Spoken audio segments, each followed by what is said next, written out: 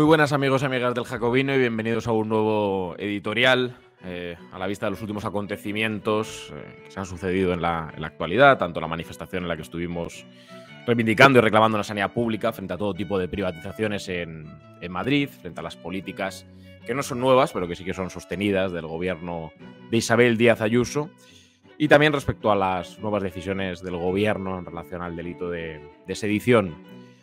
Y nos gustaría en este editorial analizar los dos temas conjuntamente, y no solo estos dos asuntos, sino la relación entre los mismos, que parece que es un asunto, un tema de la relación que nadie aborda, que nadie asume, que pueda existir una relación entre ambos asuntos.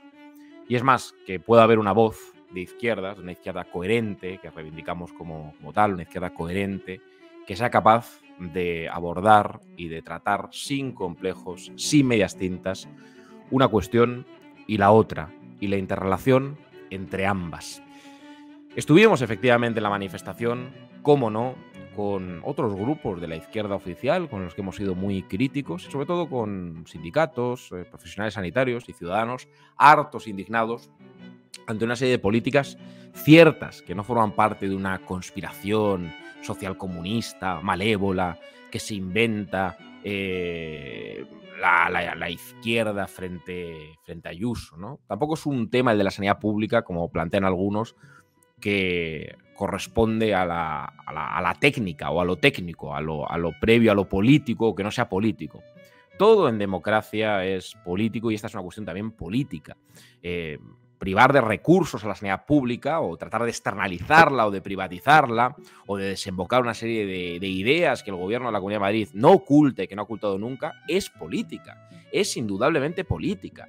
Es decir, esta primera idea despolitizadora es una toma de posición política, es decir, esa neutralidad política, esto ya no es ni de izquierdas ni de derechas. Esto es falso. Esta es la primera idea contra la que nos rebelamos abiertamente en el Jacobino, y como el Jacobino nació también para hacer pedagogía política, hay que decir que cuando se dice que esto no es político, que esto no es ni de izquierdas ni de derechas, que aquí no hay dialéctica ni contraposición de ideas, esto es como lo del fin de la historia o el fin de las ideologías, ¿no? Claro que hay disputa, es decir, cuando en un presupuesto público se plantea en plena pandemia hacer rebajas fiscales proporcionales, es decir, con efectos regresivos, y se llena el debate público de mantras del tipo la libertad de elección, la colaboración público-privada, el dinero donde mejor está es en el bolsillo de los ciudadanos. Todo eso son tomas de posición políticas. Dejémonos de historias. No se puede denigrar o achacar a la manifestación una intencionalidad o un oportunismo. Claro que podría haber oportunistas, como oportunistas hay en todos los sitios. También hay en el gobierno oportunistas. Pero lógicamente es que las decisiones políticas, de política sanitaria, como las de política educativa, como las de política fiscal, como las de política económica, son opciones, no son una vía única. No es que haya desaparecido la confrontación ideológica, es que crispa. Bueno, para mí crispa que se intente ocultar que hay confrontación ideológica y que hay intencionalidad política e ideológica detrás de las decisiones legislativas y políticas que se adoptan.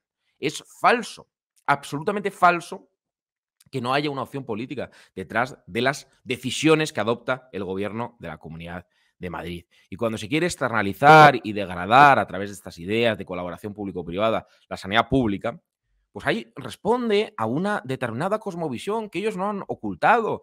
Y del PP de Madrid lleva sin ocultarlo mucho tiempo, desde Esperanza Aguirre, desde antes, que es de desembarcar las ideas thatcherianas, que son ideas que se han revelado pues profundamente fracasadas. Lo hemos visto ahora con el espectáculo, dantesco espectáculo fiscal en Reino Unido, y sobre todo con la crisis de la globalización financiera después del año 2008 y de estos intentos de reformar moralmente el capitalismo. Porque la desregulación, porque la despolitización de la economía, porque todas estas tesis neoliberales absolutamente dogmáticas y fundamentalistas han fracasado en buena medida.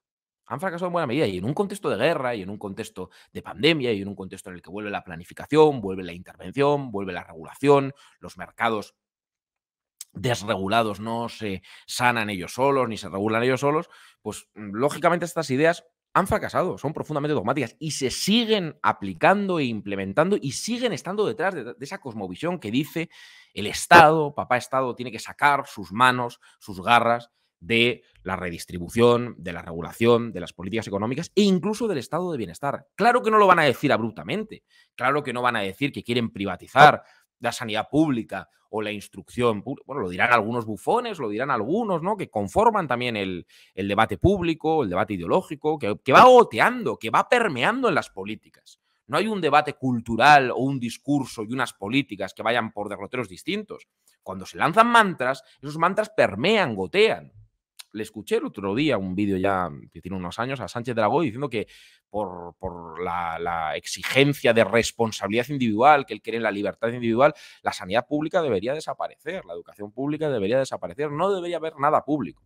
Bueno, cuando el Instituto Juan de Mariana dice cosas similares, cuando Rayo, cuando La Calle dicen cosas similares, son dosis de goteo de una determinada hegemonía ideológica de los años 70, 80 del siglo XX, se ha ido concatenando y desarrollando. Claro que sin desmantelar del todo el estado de bienestar o lo que queda de estado de bienestar, entre otras cosas porque sus propios votantes o porque el gran consenso social en España no está preparado para que desmantele una sanidad pública que sus propios votantes en buena medida utilizan.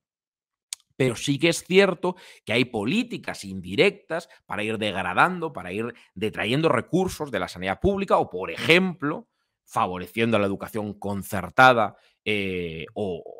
allá o en aquellos barrios donde ni siquiera hay un colegio público o llevando a cabo políticas de liberalización del suelo a favor de fondos de inversión, de empresas privadas, a través de operaciones de especulación urbanística, esa también es una política de vivienda, y en todas esas políticas hay disputa ideológica, hay opción ideológica, con lo cual no nos confundamos, no digamos, es que se está politizando este asunto, es que este asunto es político, es que se está politizando en una respuesta a una serie de decisiones que son de carácter político, por mucho que tengan esa apariencia despolitizadora. Aquí ya no hay discusión.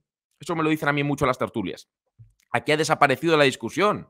Si ya está claro lo que hay que hacer sobre política fiscal, está claro lo que hay que hacer sobre modelo productivo, está claro que no podemos tener industria, está claro que el euro no puede tener una conformación diferente, está claro que hay que ir hacia determinados mecanismos de colaboración público-privada en los que el mercado intervenga. Que da igual que la sanidad sea pública o privada, lo importante es que sea buena.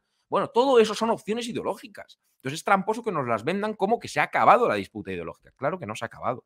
Y claro que es muy peligroso. Y claro que esta gente que está con la matraca del bolsillo de los ciudadanos, el dinero en el bolsillo de los ciudadanos, que en plena pandemia, cuando no había recursos, hablaban de, primero de Madrid, como valladar de la libertad individual frente a un gobierno que nos metía en las casas arbitrariamente porque lo que buscaba era un proyecto de ingeniería social contra la libertad ambulatoria, que ese gobierno lo hemos criticado en 1000 ocasiones, que ese gobierno tiene un desprecio a las instituciones republicanas y a los procedimientos del Estado de Derecho muchas veces terribles, pero oye, la Comunidad de Madrid pues es profundamente ideológico y sesgado también cuando habla de que Madrid es el valladar de la identidad de la libertad. ¿Qué es eso? Una identidad especial de los madrileños, la libertad. ¿Qué libertad? La libertad, que es un concepto también en disputa, que es un concepto donde también hay disputa, la libertad como acepción, una acepción neoliberal, fundamentalista, integrista de mercado, de ausencia de interferencias, de abstencionismo público, de desmantelamiento estatal. Y he puesto unos cuantos ejemplos: educación, sanidad, política de vivienda, política fiscal. Es una negación de la libertad real material de las personas. Si hay dominación, si hay sujeción de la vida de las personas a poderes arbitrarios, como el de la necesidad, como el del dinero, como el de la tiranía de los orígenes, como el de la predeterminación o predestinación prácticamente, no nos pongamos calvinistas, pero prácticamente familiar, con heredar la posición social o socioeconómica de nuestros padres, de nuestros abuelos. Bueno, eso es el linaje. Esa es la negación misma de la libertad, de poder organizar, autogobernarnos, ¿no? Entonces, la libertad es un concepto también que se puede disputar, que se puede discutir desde perspectivas republicanas, desde perspectivas socialistas. Si no hay una igual libertad y si no hay unas condiciones materiales cubiertas y, desde luego, no una sanidad que nos cueste dinero, en la que haya copagos, en la que haya unas listas de espera absolutamente alarmantes. Y dice, no, no ocurre solo en la Comunidad de Madrid. Ya, claro que no ocurre solo en la Comunidad de Madrid. Y claro que la sanidad pública tiene otros problemas. Por ejemplo, su estructura confederal. El Estado de las Autonomías es un problema. Entre otras cosas, porque esta señora tiene competencias para saltarse un objetivo, que creo que en el Jacobino hemos defendido muchas veces, que es una sanidad pública, universal, que no se pueda privatizar ni externalizar de ninguna de las maneras y que sea un sistema nacional de salud, donde haya un historial clínico centralizado, donde haya un catálogo de enfermedades raras idéntico, donde nadie tenga que justificar de dónde viene para recibir tratamiento, donde nadie dentro del territorio político tenga ninguna desprotección como las que existen ahora, de decir, oye, mira, es que no sabe usted si ha sido operado o no ha sido operado, cuál ha sido mi tratamiento, cuál no ha sido mi tratamiento, tiene que usted consultar a su comunidad autónoma de origen. ¿Cómo que de origen? Claro que tiene que haber un sistema nacional de salud. Claro que hay problemas de externalización y de privatización en muchas otras comunidades autónomas, como Cataluña, como Andalucía, como muchas otras. Claro que sí. Si esto no tiene que ser una competencia entre regiones, a ver quién está peor. Pero aquí en Madrid han desembarcado una serie de ideas especialmente fundamentalistas, y en la política fiscal lo hemos visto, para socavar al Estado, su contenido social, su contenido material, su carácter de estado de bienestar, de lo que queda de estado de bienestar, y además para aprovechar el autonomismo hecho diferencialista, y ahí empieza a unirlo con el otro tema, que las izquierdas oficiales y hegemónicas en Madrid y en España se deberían dar cuenta que Ayuso no es hija solo del thatcherismo, no es hija solo de su madre ideológica, que es Thatcher, ¿no? Que sacaba del bolso los fundamentos de la libertad de Hayek. Eso es ideología. Y decía, this is what we believe, esto es lo que queremos, como si fuera la Biblia, ¿no? Esta gente, los más frikis, están en el objetivismo de Ayn Rand y en estas cosas. Bueno, pero eso ha permeado en políticas desde Reagan, Thatcher.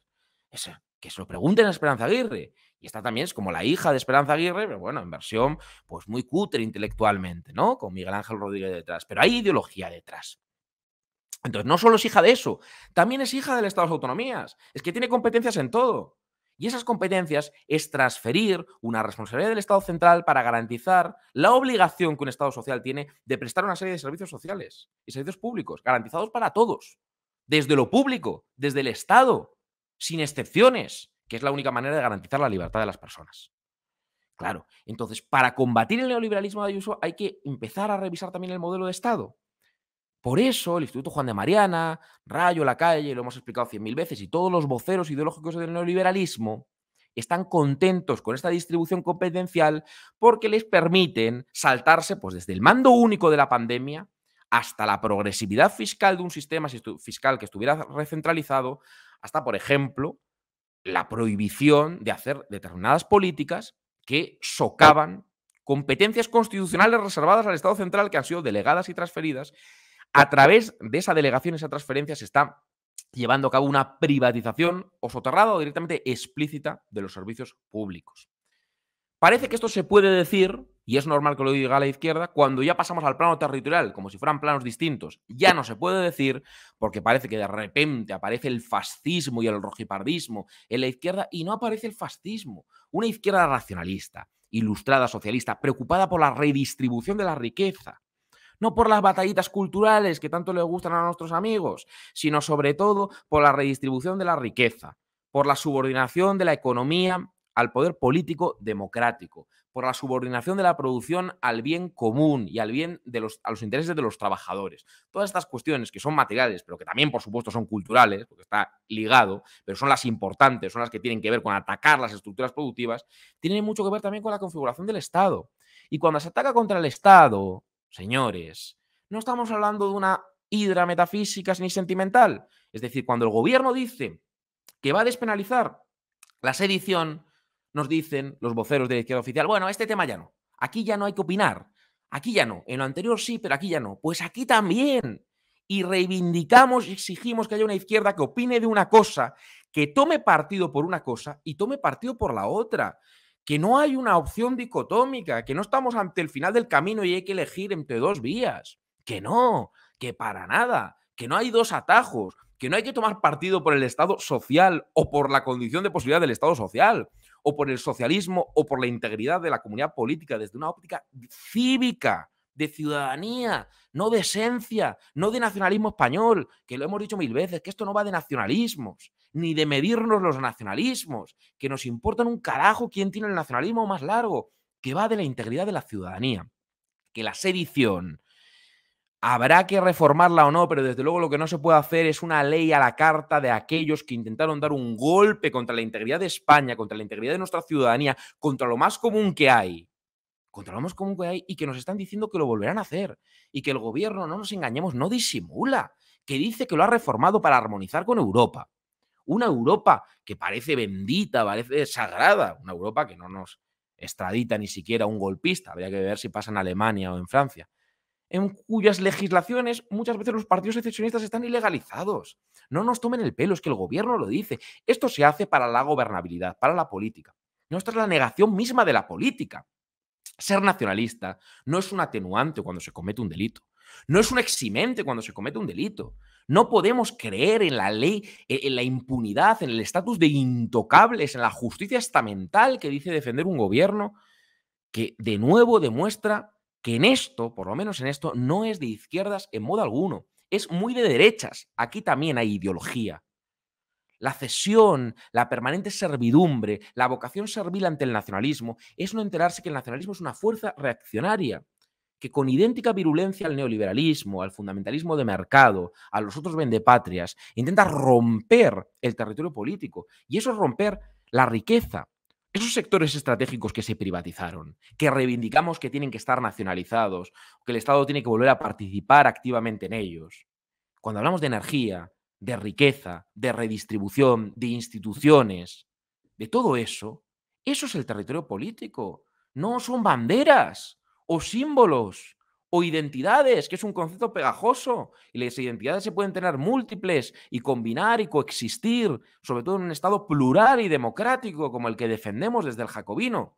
Lo que no se puede hacer es levantar una frontera étnica. Y todo este debate jurídico, querer quitar la sedición y asimilarla a los desórdenes públicos. Ahora haré algún matiz respecto a esto, ¿no? Y a la vez no reformar la rebelión y prever el tipo de rebelión cuando no hay violencia, es engañarnos absolutamente. Porque esta tipificación jurídica no es solo un debate técnico, es un debate también político. Claro que es político. Es que no se hizo un desorden público, por mucho que fuera coordinado. Es que no fue para incumplir una ley, es que fue para derribar un orden constitucional y además la integridad territorial del Estado. No nos engañemos, es que fue por eso. Más allá de que los golpes de Estado, políticamente hablando, no se den igual ahora que decimonónicamente o que en el siglo XX. Claro que no se dan igual ahora. Pero es que si no se tipifica esa subdivisión de la rebelión y se quita la sedición, se despenaliza la sedición y se agravan los desórdenes públicos, este gobierno tan presuntamente de izquierdas nos puede abocar a una situación tan paradójica como que a las protestas sociales criminalizadas durante tanto tiempo en esta época reaccionaria en la que cada vez que los trabajadores defienden sus derechos, palo y más palo y más palo, curiosamente, agravar este delito para los desórdenes públicos puede crear una confusión enorme en la que salgan perdiendo los de siempre. La clase obrera, los trabajadores, los que intentan parar un desahucio derivado de una ejecución hipotecaria, los que protestan por una situación vital, material, inaceptable, invivible, de negación misma de la libertad de las personas. En cambio, los delincuentes de cuello blanco, aquellos a los que Pablo Iglesias obscenamente compara con los exiliados republicanos, aquellos privatizadores sociales que señores de la izquierda oficial no creen en la sanidad pública ni en las pensiones públicas. Ahí está Bartadi, que era una gran neoliberal, aquellos que trataban de privatizar los servicios públicos como Ayuso en Madrid, allí en Cataluña, y que además quisieron dar un golpe de Estado.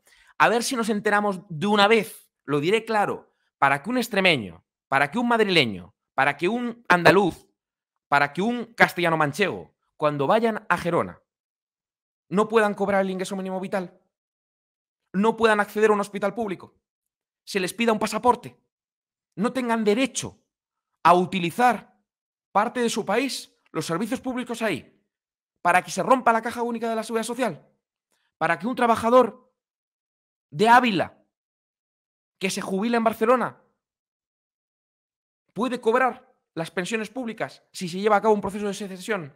Es que la secesión es una privatización superlativa.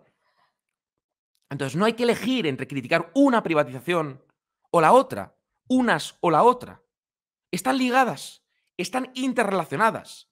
Y esto no tiene que ver con que renunciemos a la política. La política no es decir sí buena al nacionalismo. La política es decir, oiga, no, usted es un primo hermano ideológico del racismo. Y como somos internacionalistas, como somos universalistas, como creemos en la justicia social, como creemos que las fronteras son una limitación a la libertad de ciudadanía, necesarias desde un punto de vista político, pero inaceptables desde un punto de vista étnico.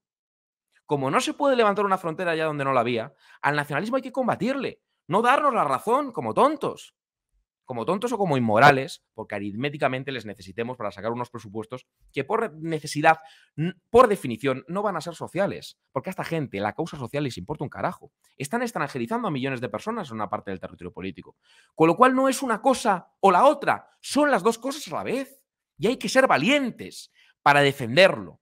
Hay que ser valientes para defenderlo y para decirlo con claridad. Con lo cual, voy terminando. Tenemos que dejarnos de cuentos y de historias y no caer en la trampa que algunos nos provocan.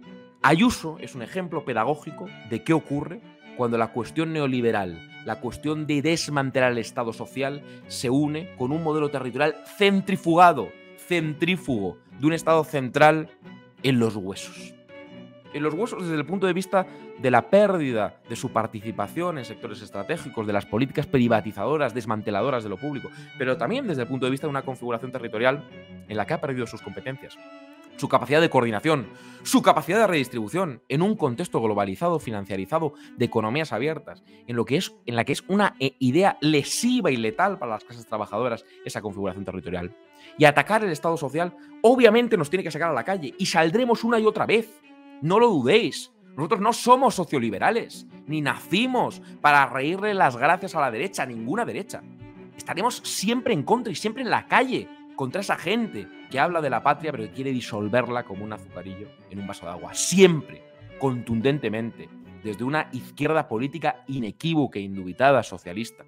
Pero también, por supuesto, nos vamos a oponer radicalmente a aquellos que quieren triturar el Estado y vendernos esa política reaccionaria como el culmen de lo progresista. No es progresista, no es de izquierdas, no son de izquierdas. Buscan validar la otra privatización por la puerta de atrás o por la puerta de delante. Por eso hace falta una izquierda jacobina. No es un capricho, es una necesidad. Combinar una respuesta política coherente a ambos asuntos que son el mismo. Son la defensa de los derechos de los trabajadores y de la integridad de la ciudadanía, la condición de posibilidad una cosa de la otra.